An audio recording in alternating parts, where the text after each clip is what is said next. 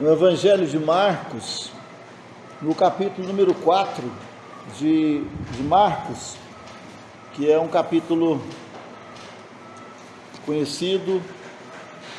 Os últimos versículos falam de uma tempestade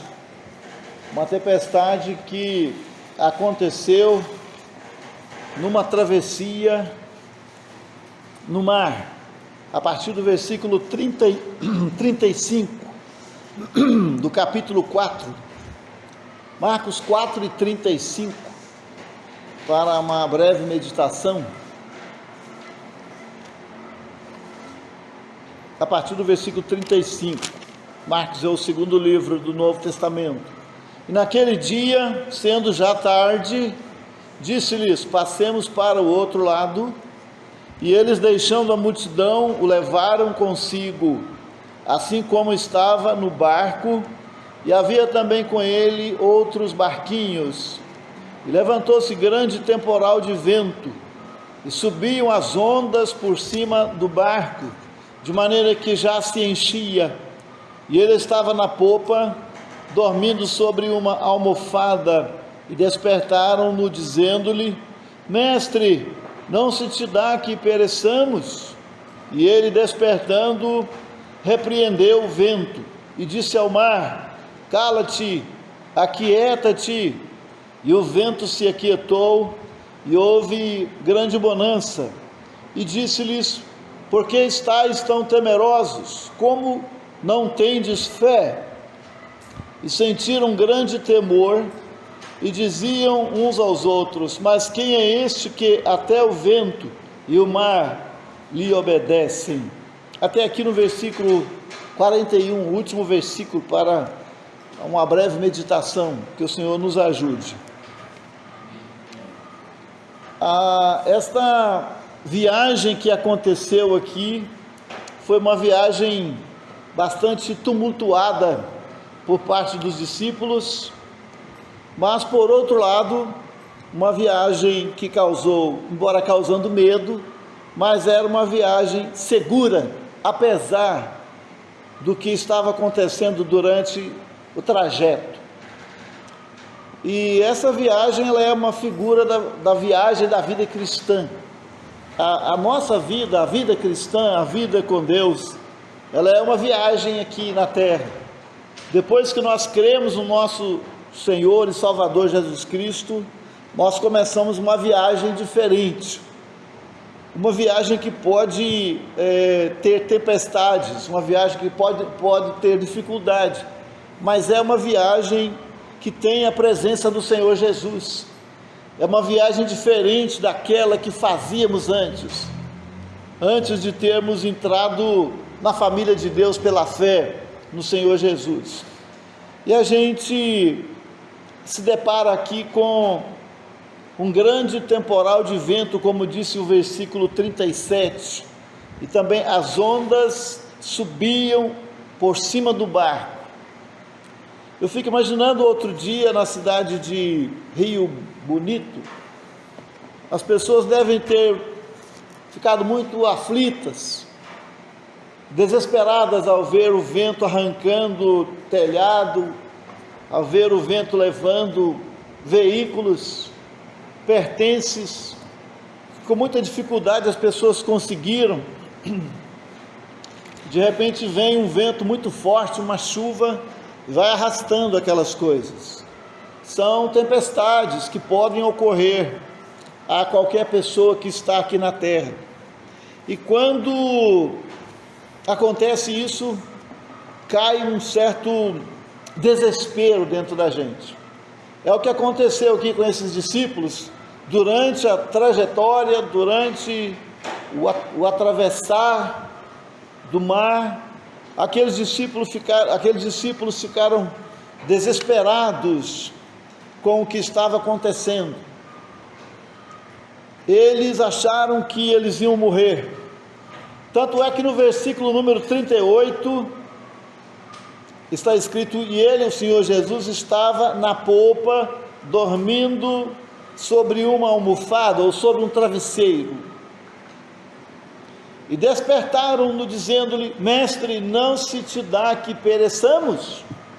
Então, na conta deles, na conta dos discípulos, eles já estavam perecendo, eles já estavam meio que sem recursos, e eles estão aqui acusando o Senhor Jesus, do Senhor Jesus não fazer nada. Mas foi um momento de precipitação, porque eles estavam enxergando só ali, naquele momento, eles estavam vendo mais o problema do que a solução, eles estavam vendo mais a tempestade do que aquele que tem domínio sobre a tempestade, porque o Senhor Jesus Cristo passou para dentro daquele barco, como diz o versículo 35, passemos para o outro lado. Então o Senhor Jesus entrou também dentro daquele barco, e ele disse: nós vamos passar para o outro lado. Ele disse: passemos para lá, ou seja, eu e vocês e eu, nós vamos passar para o outro lado. Então o Senhor Jesus já tinha dado a palavra dele, que eles iam passar, e agora era uma questão de tempo, era uma questão de minutos ou de horas para atravessar. Não sabemos quantas horas exatamente foram gastas para atravessar aquele vendaval. O fato é que veio um vendaval, veio uma tempestade, veio um vento muito forte, e as ondas começaram a encher o barco. Diz o texto aqui que as ondas estavam por cima do barco. Então dá para ter uma ideia do desespero, humanamente falando, talvez qualquer um de nós que estivéssemos lá nesse barco, nós íamos fazer a mesma coisa que eles fizeram com o Senhor Jesus. Eles iam clamar ao Senhor Jesus e dizer para ele, nós iríamos dizer talvez isso: tu não te importas que nós venhamos a perecer? Mas não é verdade. Aqui o Senhor Jesus Cristo estava dormindo, porque ele era homem, ele era Deus homem. Como Deus homem, ele estava descansando. Como o Deus Todo-Poderoso, ele repreendeu o mar, mas como o Deus encarnado, ele estava dormindo, ele estava descansando, ele estava se identificando com eles nas lutas deles. Isso mostra que o Senhor Jesus Cristo está muito mais presente nas nossas lutas do que nós imaginamos. Ele estava dentro do mesmo barco, e os discípulos parece que esqueceram dele, só foram acordar para falar para ele as coisas que eles falaram.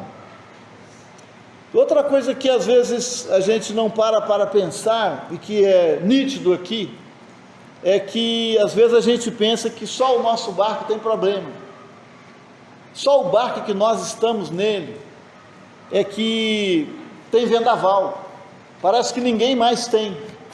Às vezes a gente pode pensar dessa maneira, parece que ninguém tem o que eu tenho, ninguém está passando pelo problema que eu estou passando.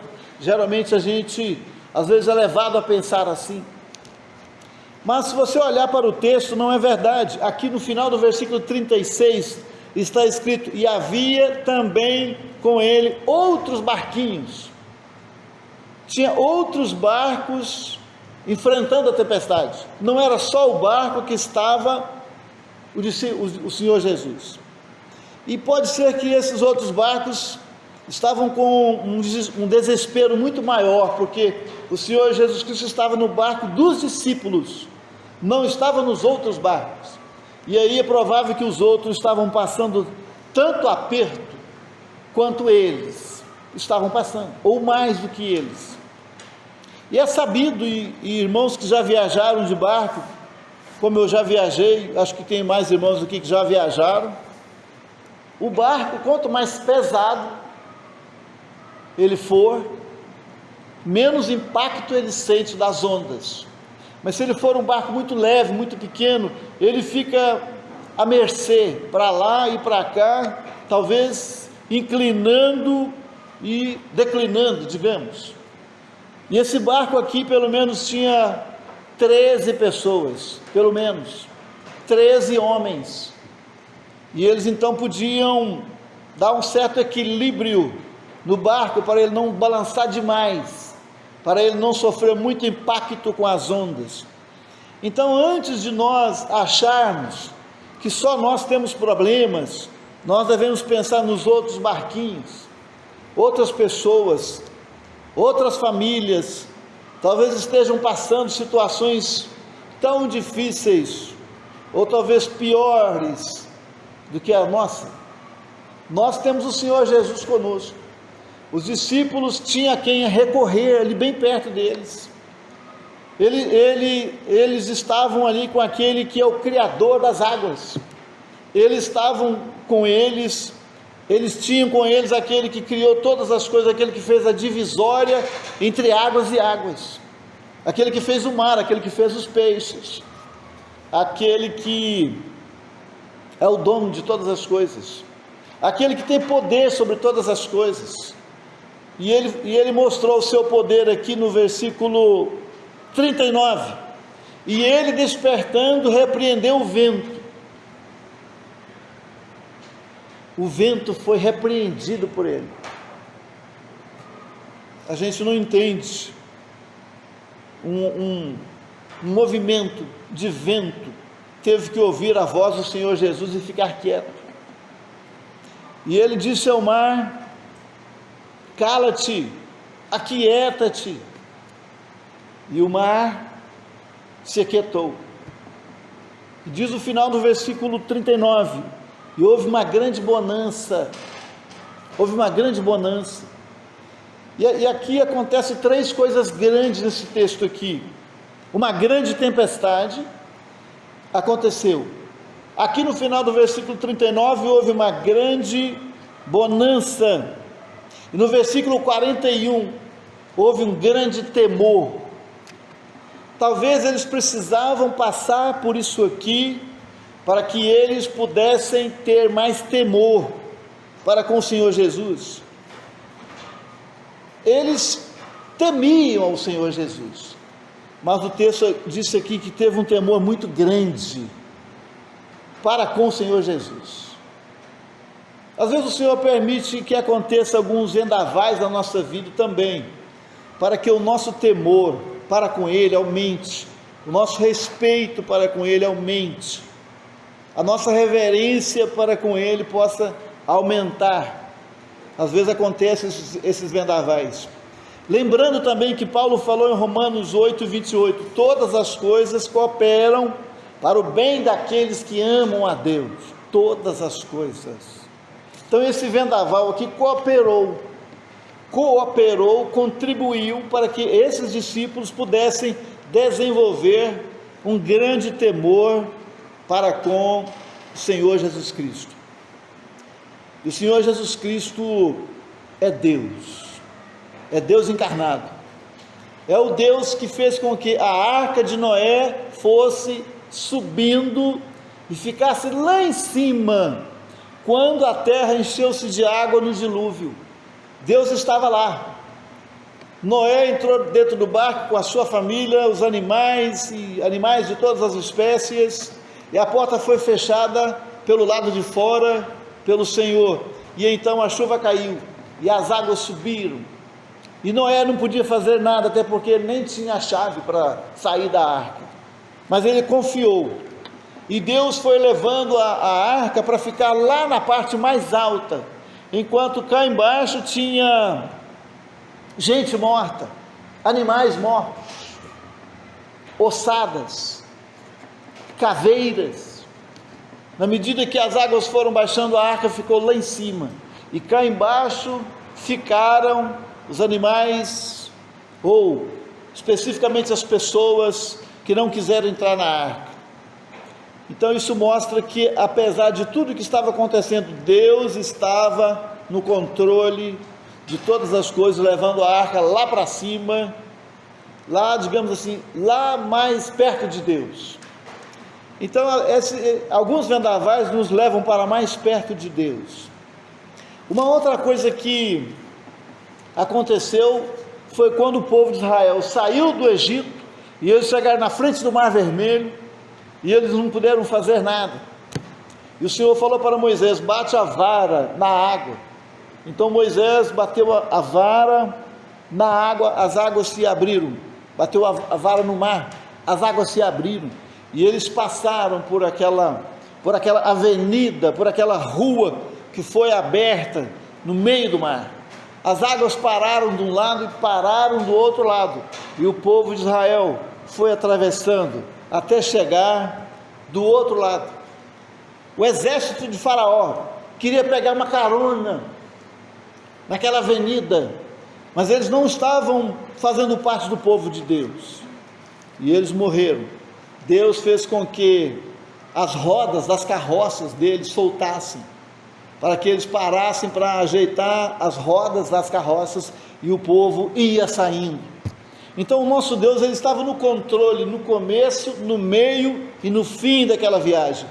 E no fim daquela viagem, Moisés então bate a vara, e as águas se encontram, e a viagem terminou. O desespero daquela viagem acabou, e eles puderam ver o grande livramento de Deus. E aqui também, aqui o Senhor Jesus Cristo aquieta-se, levanta-se, e ele repreende o vento, e ele repreende o mar. Isso mostra que ele tem poder sobre todas as coisas. Na outra passagem de Mateus capítulo 11, Mateus capítulo 14, os discípulos estavam à noite remando, e na quarta vigília da noite, o Senhor Jesus Cristo veio andando sobre o mar. Isso mostra que, e muitos irmãos já sabem, que é aquilo que causa tanto desespero na gente, está debaixo dos pés do Senhor Jesus. O que causa tanto medo na gente, o Senhor tem um controle perfeito de todas as coisas. Que esse texto possa nos ajudar, para que nós entendamos que Ele está no nosso barco, ou quando nós cremos, nós entramos na família de Deus, cujo cabeça é Ele, o Senhor Jesus.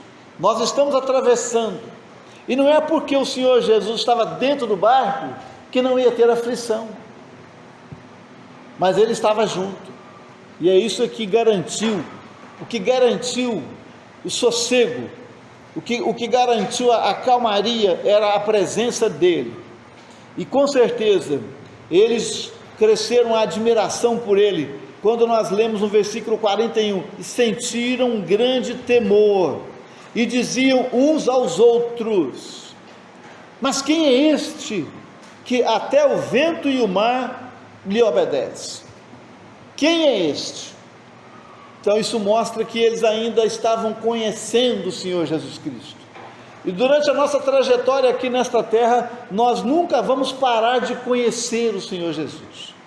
Nós nunca vamos chegar ao conhecimento máximo da sua pessoa, porque Ele é Deus, porque Ele é o Criador de todas as coisas, Ele é o soberano, foi Ele que nos criou, Ele que nos projetou. Mas uma coisa é certa, o apóstolo Pedro estava nessa viagem, e na carta que o apóstolo Pedro escreveu, na última carta, no último capítulo, no último versículo, ele falou assim: antes crescei na graça e no conhecimento de nosso Senhor e Salvador Jesus Cristo. Antes crescei na graça e no conhecimento de nosso Senhor e Salvador Jesus Cristo.